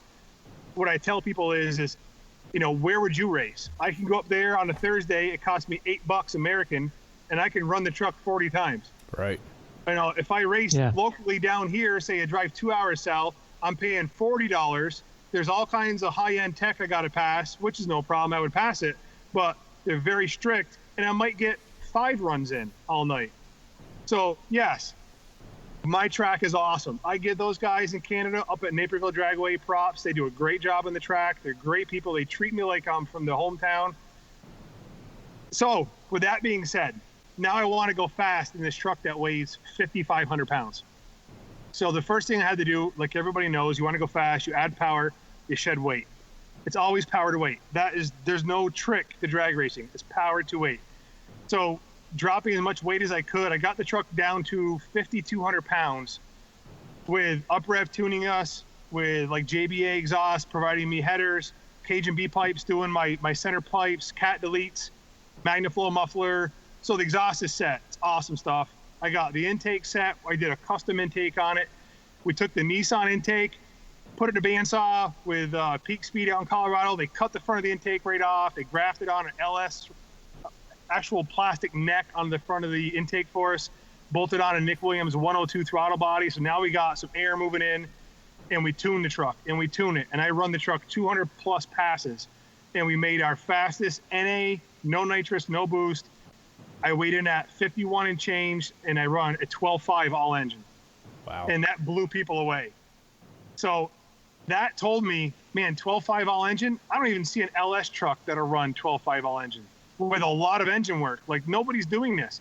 So we decided to push it further, try to go a little bit faster, because we still weren't the fastest. And I contacted Nitrous Express, and I talked to Ryan down there, and he just jumped on board. He set us up with a full safe nitrous system, and we were able to run a conservative shot and push the truck into almost mid-11s. We're 11.7 at, I think my fastest is 11.7 at 114 to 115, right in there. So that was really neat. And we're doing it on street tires. I don't run drag-light wheels. I don't run ultralight slicks or drag slicks. They're regular. Matter of fact, the tires we broke the world record with this last time, I bought on Craigslist for $75. And that's I love that. We are low budget. Low budget. So what is sorry, Holden, what is some of your competition? Because you were saying not a lot of people drag a truck, let alone an import Nissan. So what is your competition? I mean, is there other people been stepping up with the new Tundras, or what's going on there? There's been a bunch. I actually have met. Drag racing is neat because there's not a lot of rules. It's just how fast can you go. So if you go faster than somebody when you're drag racing on the track, they don't really get upset. Mm-hmm. They're just like, wow, that was awesome. So with that being said, a lot of the guys with the Tundras and the Superchargers, we've dragged against them. I have never lost to a supercharged Tundra on the track, all engine or on spray, but I can tell you they run amazing for what they are. None of the trucks that I had beat in that from that manufacturer were all out like I was. Right. So when I say I beat a Tundra with a supercharger, all engine, he had his tailgate on. He wasn't, doing a weight shed. He was just going out there with his truck and running it hard. Sure. I have raced some F-150s, Lightnings, some very fast muscle cars. And again, I don't beat everybody. But I can tell you right now, when you run, say, a 12-second flat Camaro and you run a 12.2 all engine or 12.3 all engine or 12.4, and he comes over and says, wow, I only got you by a fender. What do you got in that truck, an LS? And it kills me every time. I'm like, no, I said, I got a VK. It's the original Nissan engine. They do not believe me. That turns into a great friendship because I'm popping the hood. They're checking it out. But we have raced some serious cars. I got to race a Demon this year. That was great. I actually put a funny YouTube video up of me racing that car. We weren't on spray when I was racing him, but he would have destroyed us. But it was so fun. The owner was a cool guy. Yeah, so we've raced from GTRs all the way down through. And it's just neat to be within a couple of lengths of some of these higher-end cars at the end of the quarter mile. Do you feel like ultimately like it's your skill at drag racing that like keeps you close to some of this? Because, a lot of people get these big muscle cars or whatever, and they have no skill at actual drag racing. I'm not going to call it skill. What I'm going to say is this, because I don't ever like to talk like I'm better than somebody else. Right. But it's practice. And when I say that, right now we have over 300 passes on that truck. So I've been down that track 300 times trying something different almost every time. Like a little less throttle, a little more brake, I'll stall a little bit higher. I'll try a different tune. We'll try different shift points. I educate myself. So do I think I'm a better driver than them? I don't necessarily say I'm a better driver, but I'm definitely more educated on my truck than they are theirs when they don't have. You watch people and you're like, well, he can't drive. They just don't have the experience. Well, it's funny we kind of bring this up because actually before I jumped on the show, I was watching, I don't know if y'all have seen it on Netflix, but it's called Fastest Cars. Yeah. And it's a series where they're racing these supercars, like there's Lambos, Vipers, and all this. And then they're racing them against these guys. I mean, there's guys in old caddies. There was one guy in an Odyssey van where he had supercharged it and things like that. And sometimes the supercar wins out, but then there's other ones where the supercar just gets blown out, because there was one where this lady, she had her Lambo done like the Batmobile. Batmobile, yeah. Yeah. And I mean, there was a electric Datsun and just all kinds of crazy things. So, you know, just because you have maybe a more built car, there is some, you know, like you said, just experience, just getting behind the wheel and knowing what your car, knowing what you can push it as well. And you guys need to, because they're going to do a season 2 of that. You guys need to be one of the sleeper trucks in that, man. That would be awesome, because they had a Dodge. It was a 3500 Dodge Cummins, and like he wouldn't have. I think he kept blowing a vacuum line or something. If he wouldn't have had that problems, he would have been a good 1 or 2, or probably 2 or 3 in the top there. He like in the electric Datsun, man. It killed me to see that guy. What happens to him? I don't want to give spoilers, but if you watch this show, yeah, it's because that car is quick. Any electric car is going to be quick, and that one was awesome. But yeah, you guys definitely need to figure out how to get a hold of Netflix on that, because you guys would be fun in that. Yeah, that would be cool. So, you know, we got the Venom. You know, obviously fastest quarter mile, fastest eighth mile. I personally, let's shift gears and let's get into Black Widow, because I drive a 2016 Titan XD. You've seen my truck, Walt. It's on the Titan XD page. It's the one that's wrapped with the Nissan and Cummins. So I kind of want to get into that truck. Are y'all done with it? Is there still room for improvement? And kind of what's your opinion on the truck? Because I know there's a lot of mixed opinions out there with the truck's a piece of crap, and then you got other people who are like, this is the greatest truck I've ever driven. Exactly. And I think the people having that kind of attitude is spot on with any truck, especially a new model that comes out. You're either going to love it or hate it. And Nissan has kind of had those fans forever. Either you love your Nissan or you hate them. And that's just, we're used to that as Nissan owners.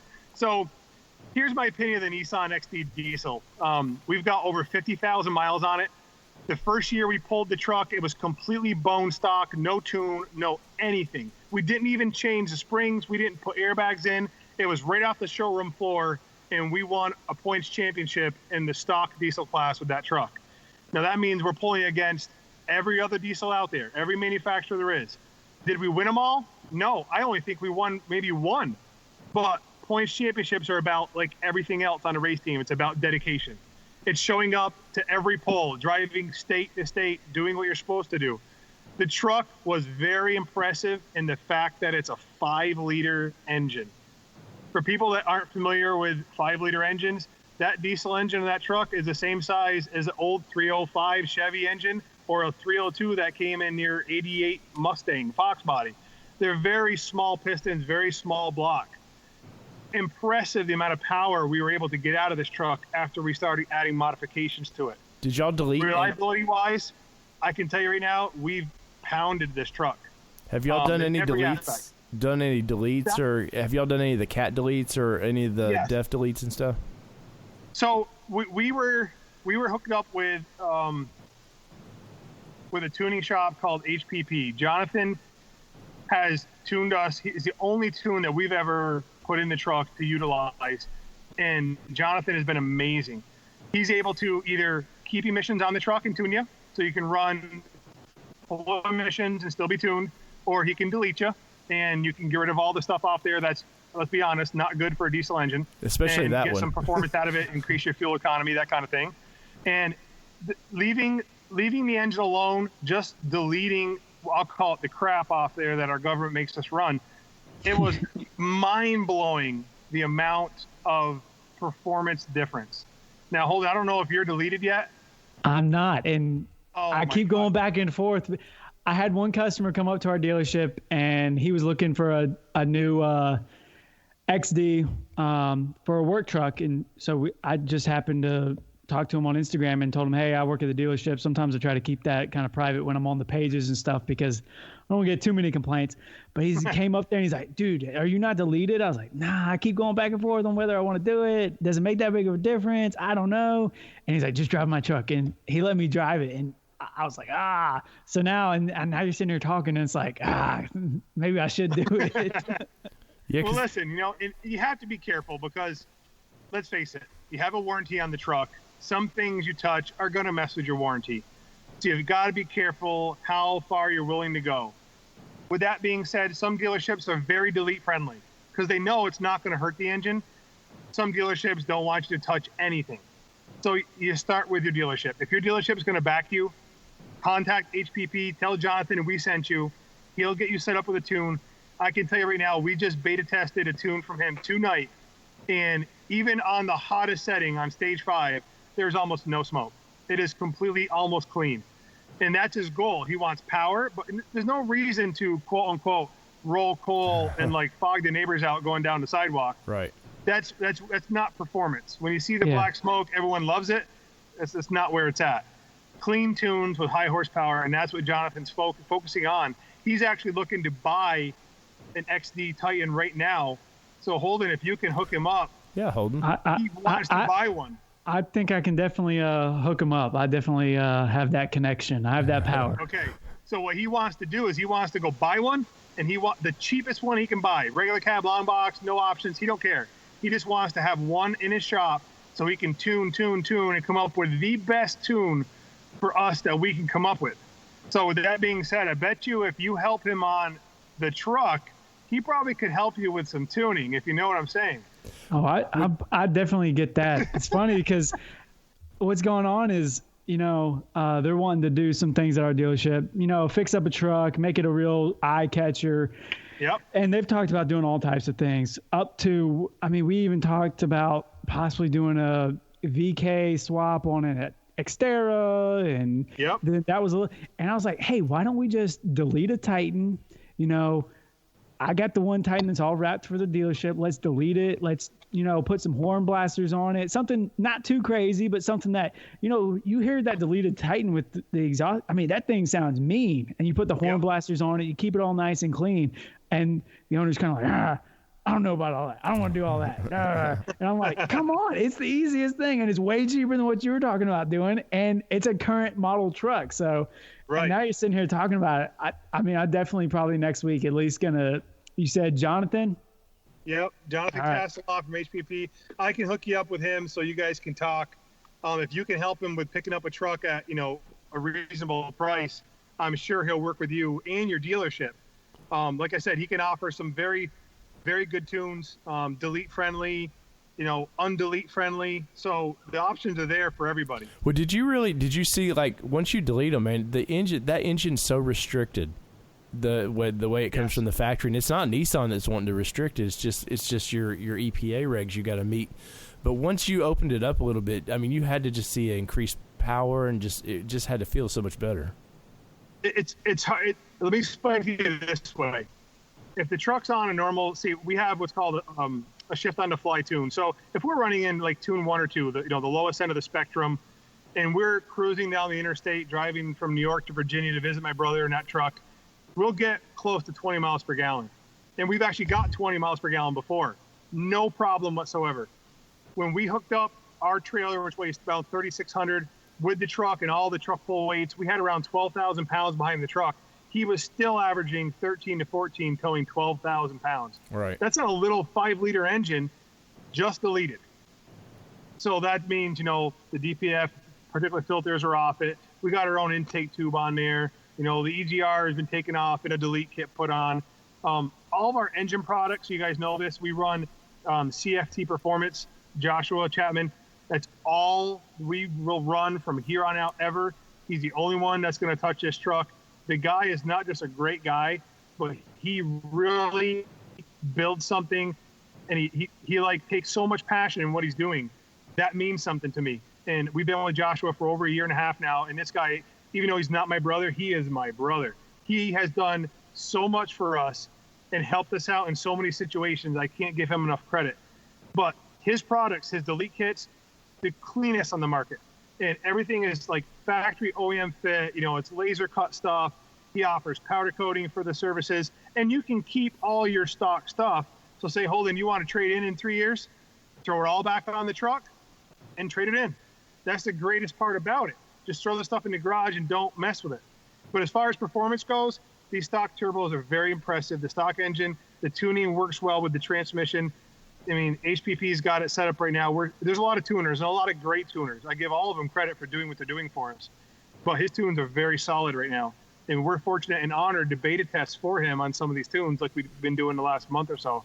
So, yeah, if you open these up, just like Holden, drive one that's been deleted, especially if he has a decent tune in it, it's literally twice the acceleration and another 30-40% fuel economy in some situations. Yeah, I think that's one of the biggest things. I mean, what's your opinion, Walt? Because I'm on Facebook, and sometimes I have to catch myself not wanting to jump on there and argue. Obviously, I work for Nissan. I work at a dealership, and sometimes I want to get on there and listen here, y'all. The XD doesn't suck. It's a really good truck, and I love it. But I know everyone's gonna crap on it. So, what do you say to the guys who maybe aren't as enthusiastic about the truck, or maybe have questions or doubts, or like we were talking about before? Guys are always messaging me on the Instagram page and saying, "Hey, I'm thinking about buying this truck." Or, what's your give us just the synopsis. What to look for in the truck, maybe, and then what's your big takeaways from the truck? Some things Nissan really did well with it. Okay, so pros and cons of every truck. I back Nissan 100%, but I'm also the biggest realist you'll ever meet. If a truck has a problem, I'm going to tell you straight up, this is a situation they need to improve. And that's helped us having that kind of honesty path. I've lost a lot of friends because people don't like the truth. It tends to hurt feelings. But when a truck has something that's spot on, and I tell you about it, I'm not trying to exaggerate the truth or make it seem better than it is. I know what we've put it through, towing, truck pulling. Now, keep in mind, he would tow one of our trucks on the trailer. We could be going to anywhere, Maryland, Pennsylvania, New Hampshire from New York. So 4 to 8 hours in one direction. We'd unhook his truck. He'd tow all the way there, show up, truck pull at the poles 2, 3, 4, 5 times, hook back up to our trailer and tow us home.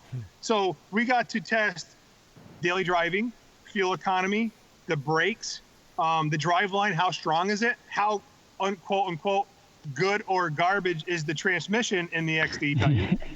And I got to really address all the aspects, seatbelt recalls and, headlight issues and wiring harnesses. Yes, the issues are there with any new model. This was a big jump for Nissan. Stuff we've had wrong with our truck. One LED and one of the headlights went out. 2 weeks later, Nissan had a new headlight put in it. No big deal. Didn't cost us anything. We did the seatbelt recall. We had a recall. They actually had a shifting recall with the transmission, firm shifting. They knew, what we did with our truck, so they actually took our training out and put in the new upgraded transmission. But our transmission was fine. We didn't need to take it out. They wanted to make sure we were safe because they knew what we were doing. So I had no problems with the transmission that was in the truck. So with that aspect, I'm happy with that transmission. I know it's not the same one. It's in the 1-ton Dodge. It's very close. They're both good. It's a little bit light duty version compared to the Dodge 1-ton version. But talking to companies like Level 10 Transmission, they know what's inside of these things and how they work. They're happy with them. They think that these transmissions have a lot of potential because they're not over electronic. They don't have all the solenoids and crap that, say, an Allison has. So that was appealing to me. As you know, electronics are a big failure point on anything in these days. So that was good. The drive shafts are strong. We have not blown a drive shaft. The only failure we've had with the truck was we actually broke a front diff cover mount. So the differential cover in the front of the truck is aluminum cover and it has a mount on it. Well, the only reason that broke is because the mounts are so soft. So you don't get a lot of vibration noises. Let's face it, most grown men or women that buy these trucks, they want a Cadillac and they buy an XT diesel. So they want it to be very soft. They don't want road noise. So with that being said, at the end of the pull, when you let off the throttle right before you stop, everything kind of backlashes. Well, at the end of the pull, when the truck backlashed, the whole differential rocked back up and it broke the aluminum ear off the mount. So truck was still drivable. We didn't lose any fluid. It just broke the mount. So I think it was the $80 or $90 or $100 cover later, we're back in action again. But again, if an insert was put in there, which Xterra, I'm sure their diffs have insert, PRG makes them for the gas Titans, that kind of an insert into those diff bushings would have solved that problem. But again, we're towing a 50,000-pound sled.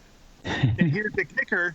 Here's the big kicker. At the end of the polls, Don Clark, I'll mention his name. He owns a sled service here. He'll tell you they've measured 100,000 pounds of pulling force at the end of a truck pull. Wow. That's no joke. That's crazy. It's crazy. Yeah, I know my dad, he just got done hauling some hay. He has a 2017 XD, and he was telling me, he's like, I'm getting this many bales. And I was like, man, that's going to put you over the limit. He's like, no, it's not. And I was like, yes, it will. And we ended up doing the math, and he was like at 15,000 pounds or something like that. And he's like, it felt like it's fine. Maybe Nissan should advertise and say it can pull 15. So yes, they pull a lot more than they're advertised to. The biggest thing is the spring rate is so soft. That's why they don't have the towing capacity. So I tell people, if you want the XD, if you don't want to buy the heavy 3/4/1 ton trucks, buy an XD, put airbags in the back. Get a hold of Hellwig. We run their airbags. They're phenomenal. Put a Hellwig airbag set up in the back of that truck. You can make it ride like a 1 ton. You can tow anything you want with no squat. And if you don't want it, you want the Cadillac back, drop the air in the bags, and the truck rides like a dream. It's that for a $400 investment, you're done. How simple is that? Yeah, I've had with my normal 17, man, it pulls like a dream, and the engine has no problem pulling at all. Of course, it's the same as the gas XD, but like it's a great truck, man. And obviously the frame's a little different on the HD version, but yeah, man, Nissan is so, I don't know what it is. So I'm on all these stupid Facebook pages, and the guys were bitching about resale value, and I'm like, so these guys are financing these trucks now, and I'll get your opinion on this. They're financing these trucks for 7 years or so. 2 years later, they're trying to trade it in, and they're like, well, this truck dropped. I forget what it was. They were like, they're only offering me $32,000 for this. Yeah, it was like $20,000 less than what he bought it for, and he had it financed for. Because someone tagged me in that, and I was like, I'm not even going to get involved with that. I hate to break it to them, but it doesn't matter what you buy, you're going to lose. I can't remember what the percentage is. Within a month of driving out the lot, forget it. So if you go out and buy a $60,000 truck, it's worth $40,000 or less within the first year. Yeah. It's just the way it is. If you can't accept that, you shouldn't be buying a vehicle, period. So, they're not a good investment. So you're not going to trade your the 16 in anytime soon is what you're saying? No. This is the thing with us, too. Like, my truck, Venom, I had a guy ask me this last week before on a forum. He's like, so are you ever going to sell your truck? And I said, I'll tell you something right now. If somebody offered me $100,000 right now cash, I would not sell my truck. And I'm a pretty poor person. That truck is who I am. It's my legacy. I would want to see that truck in a Nissan museum someday. That's my goal. It's not about the money. It's not about reimbursing all these years' dedication. It's about something to leave to my kids. Because let's face it, when we're gone, it's all we have is our memories left. Right. It's who we leave behind. It's not really now. It's about then. So that would be my legacy. If Nissan was to accept it and do something with it, that'd be everything. That'd be super cool. And the same with Black Widow. My brother had a chance to trade already. He's like, I'm not trading it. He's like, this was my truck. This was like, one thing I was able to buy myself, after being hurt and coming back from Germany and just getting his life back in order. He says, I'm keeping this truck forever. So you'll see these trucks for a long, long time. Magazines, articles. I want to be that, that 67-year-old guy that still pulls out his vintage race truck and goes to the shows and every now and then hits a racetrack. That's going to be me. So before we close this out, what is your summer? What have you got planned for this? Where you at with it? And obviously you said you switch everything out, and winter's when it's time to drag race. So I'm assuming polling season's coming up. Polling season is coming up. I didn't even drag Venom this spring. I wanted to so bad. Keep in mind, I'm a racer. I wanted to go up and just run and run and run. But every time you make a pass, you take a chance on breaking the truck, blowing the truck up. It costs a lot of money. You're buying nitrous. So I'm like, I need to just hold back. The truck has proved itself. Now it's about exposure for the team, using the truck as a symbol and doing the bigger shows. So what we have coming up, it starts, we'll be headed to UCC in Indiana on May 3rd, which is the Ultimate Call Out Challenge out there. the largest diesel kind of racing event in the country that I know of. And it's going to be a drag race, it's going to be a dyno, and a truck pull for all these major guys, businesses to compete. But you have to do the best in all three. The person that places the highest in all three categories wins this whole challenge. So I have some sponsors like Tony Burkhart from DHD. He's going to be there competing with a truck. We're going out to support him. I got CFD Performance is going to be there, another sponsor. So we're going to be there to support him. He's just there to support other people. Really cool thing, Titan fuel tanks. You guys have heard of the Titan fuel tanks for these XD diesels. We just signed with them this week. They're now a sponsor of our race team. So they're going to do a lot interview with us right there at the show that weekend. Nice. Sarah Phillips from Smoke and Speed magazine, she wants to do a feature on us while we're out there too. So that's just in the next 2 weeks. So as you can imagine, that's going to be huge. So 2 weeks after that, now we're in the middle of May, we got Cash Days, which is the biggest, baddest trucks on the East Coast area up in the Northeast. You pay big money, you all hook up to the sleds, and it's going to be crazy. It's almost like Cash Days you see on like Street Outlaws, but it's for pulling trucks. And we're going to be racing the Chevrolet. So we're bringing Havoc down, and my wife's going to be racing against these bad to the bone trucks. I'll say it in nice language. So that's going to be super fun to see a woman out there racing against all these bad guys. And that's going to be, I think the weekend of that is, I think the 18th of May is that event. So that starts us off. From there on out, it's random. You might have 2 weeks of nothing, and then you might have 2 or 3 events a week. And that's going to wrap up through, we got Carlisle Truck Nationals coming. Venom was asked to be an invitational truck there. So I'll have my truck set up on display for the 4 days down there. And both my brothers are showing in competition the diesel and the gas XDs. So that's going to be a long weekend of a lot of fun. That's coming up the first week of August. And then we'll race and pull right straight through into October. And then if I get the itch and I just can't stop, I'll probably wind up drag racing my truck again late this fall, if I can get enough guts to do it. I just don't want to break it right now because we have a lot of changes coming up in the next year and a half. So, yeah, it's going to be a busy summer, a lot of events, a lot of big shows. Well, as we wind this down, man, you got any sponsors that you want to kind of give a shout out to, and where can people find you on obviously Instagram, and give us the lowdown there? Well, if you want to go to our website, that's the first place to start because everything funnels through that. TeamVenom.racing. I want buying the .racing because it's cool. That there's no other reason for it. I'm just like, I own TeamVenom.racing. It's mine. It's not .com. It's not .org. So I loved it. So we purchased that and we own that. So if you go to the website, from the website, you can go to the Facebook team page. You can go to the YouTube channel. We've got 300 to 400 videos on there on our YouTube channel.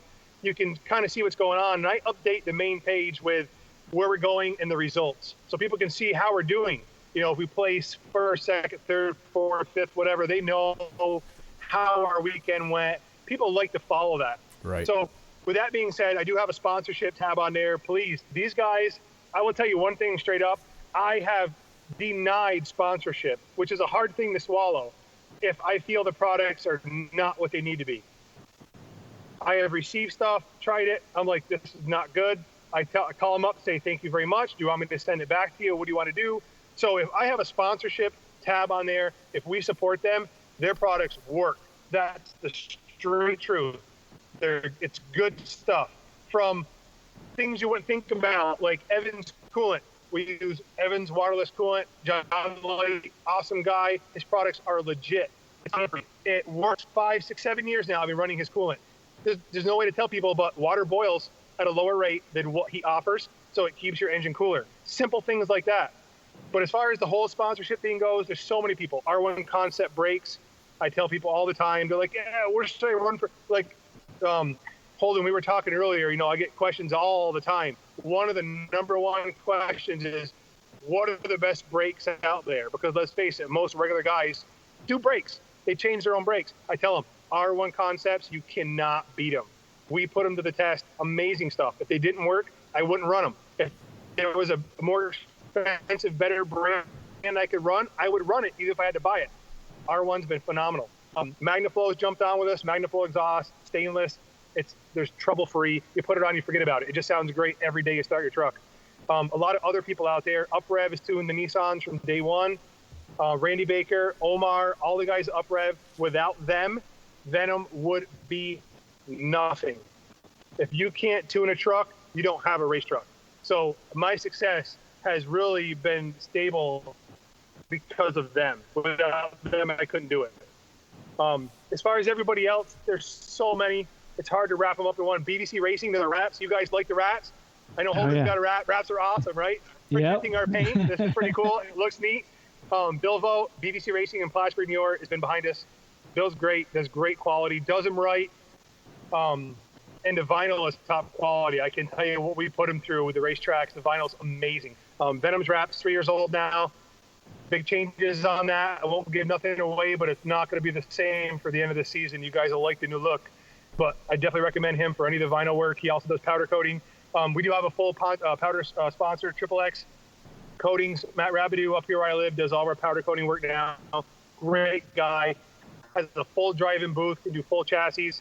So many sponsors. On our Chevy, Black Bear Performance, they tune our Chevrolet.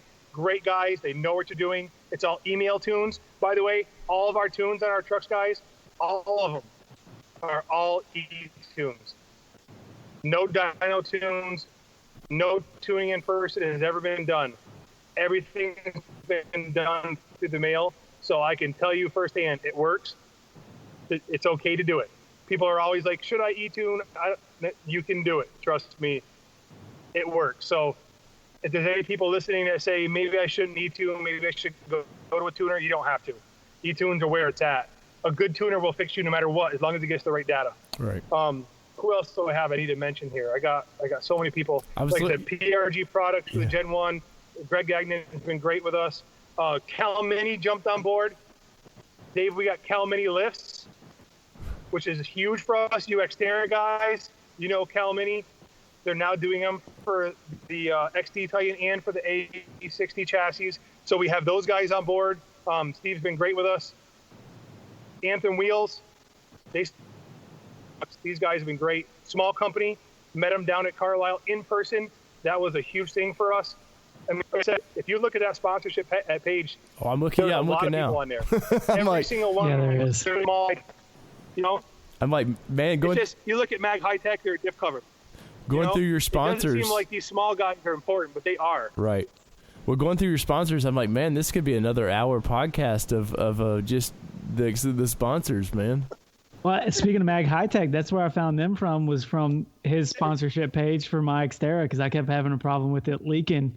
And I was like, there's got to be a seal or something. And I remembered I had seen where you had done it. And so I looked them up, and that's where I actually got mine from. So definitely, guys, if you're looking to build a Titan or do anything Titan related, definitely Walt here. I mean, get on his sponsorship page. You don't even have to message him. Get on his sponsorship page. Because like he said, if it's on his sponsorship page, it's been tested, it's been run, it's race proven.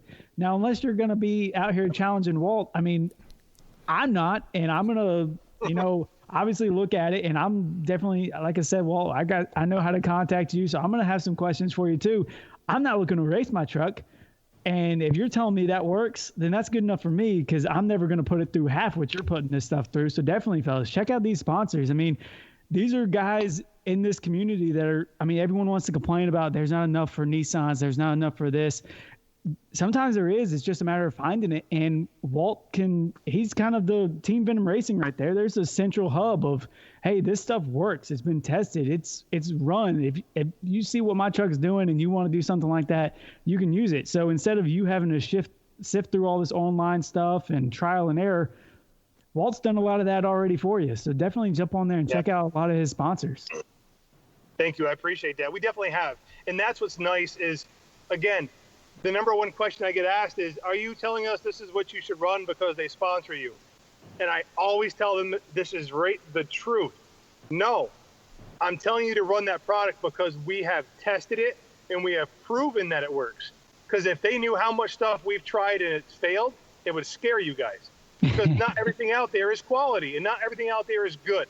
So and that's fine. You know, not everything is what it needs to be. And that's what separates these good companies from companies that are trying to be good. You know, let's face it, even the companies I've dealt with that had stuff fail doesn't mean they wanted it to fail. Of course they didn't want it to fail. So if there's something on there, you can trust that it's going to be a good quality product. You're not going to waste your money on it, or it would not be on our site, regardless of sponsorship. We definitely, I appreciate your time tonight, man. It's this is one of our better interviews, man, because you're such a happy guy.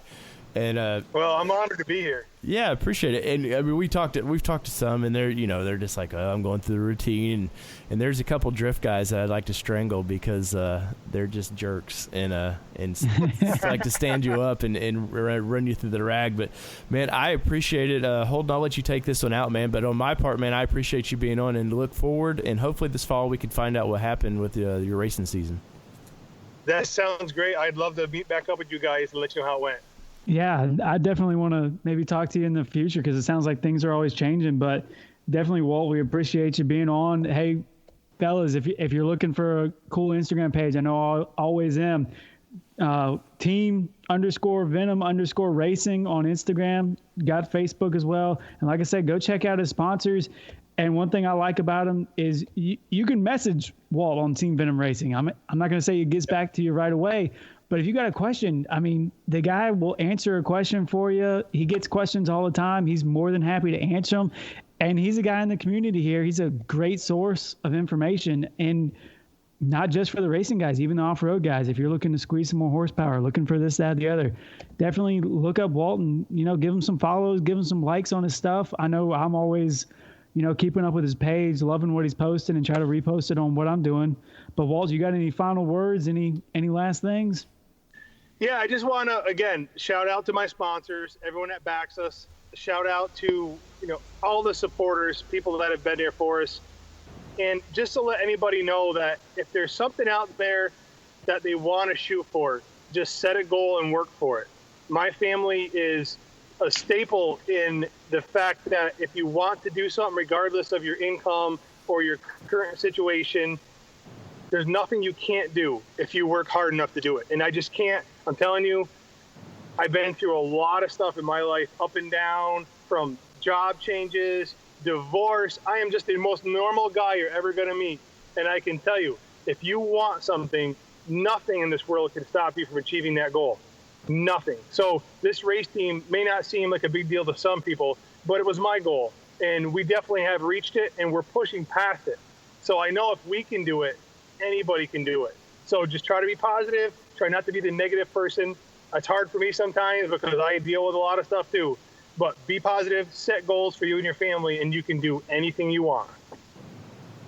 Yeah, definitely, man. Well, it was good having you on. We're looking forward to seeing what the rest of the summer looks like for you, and we'll definitely be in touch. I'm going to be following you. I'm going to be hitting you up later this week when I get back from this business trip about maybe getting your opinions on some things. But it's been good having you on. And, hey, like you said, I mean, there's no reason why you can't make something out of it. It doesn't matter what your income is or anything else. If you're an enthusiast and you have a desire, you can make it happen. So we appreciate having you on, man. Hey, I'm honored to be here. Thank you, guys. All right, man. We appreciate it. All right, guys. Thank you very much. Thank you.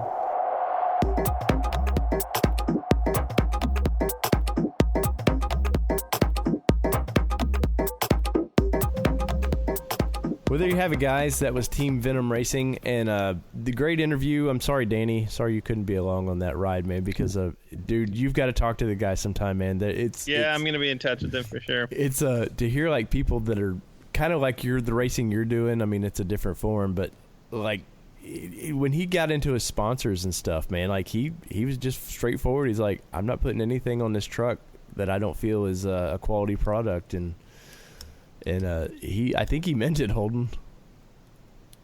Yeah, I mean, I think one of the coolest things about it is, I mean, just talking to him when so I was like, well, hey, what do you do for a job? When I was talking to him before we even got on, and he's like, dude, I'm just a local mechanic at a small little high school, works on school buses to weed eaters. And so all those sponsors and things he got, that's just from him messaging companies, just doing the legwork. Yeah. And like he said, though, he also would get something, put it on the truck, and if it didn't perform or didn't go the way he thought it should be up to standards, he took it off, sent it back to him, and said, hey, I can't put this on my truck. So I think that's amazing. I mean, a guy is getting a free part, but if it doesn't perform well, he's not just keeping it. He's sending it back and saying, no, it didn't perform, so I don't want to represent that. Right. I mean, that to me is just really cool, because so many other people would just, sure, I'll slap it on there and things like that. Yeah, a guy with no real big funding has the balls to be like, no, never mind. I'm good. I'll stay stock. But, well, guys, next time we have lots. Next time I get to do an interview with a Nissan exec. That's actually tomorrow, or this will be in the past by the time you listen to this episode. But so next show is going to have that. Always updates with Danny. Team. What is the race team called again? Grunt Force Racing. Grunt Force Racing. That sounds like something I went to the bathroom and did, man. I don't know.